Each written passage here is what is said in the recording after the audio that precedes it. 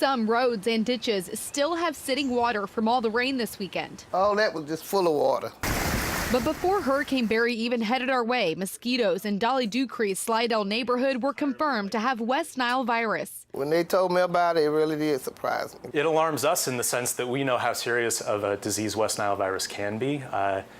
But in the same sense, it's been here for almost 20 years at this point. Last week, mosquitoes with West Nile virus were confirmed in Slidell, Covington, Mandeville, and Pearl River. While it should be a cause for concern, it is a part of our daily life in southern Louisiana. Mosquitoes are already thriving during these hot summer months. Then you bring in a hurricane that leaves standing water along the streets. That can add to the problem. Hurricanes are complicated when it comes to mosquitoes. Entomologist Nick DeLisi says some mosquitoes love the rain and others hate it, including mosquitoes that transmit West Nile. So Hurricane Barry might have actually, in some ways, helped our West Nile situation, at least temporarily. But the standing water makes for a mosquito breeding ground, and after the rain, they're noticing a rise in blood-sucking bugs. So some of our nuisance mosquitoes, the ones that are very annoying but don't necessarily transmit a lot of diseases, those mosquitoes we're anticipating are going to become a big problem in the coming week or two. That's why mosquito control is spraying daily. Oh, he sprayed today.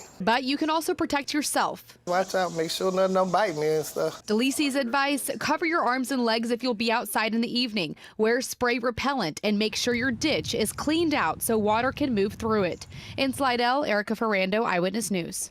New Orleans Mosquito Control says it'll use trucks to spray around Lakeview and City Park, and that is set to happen from 8:30 to 11 o'clock tonight.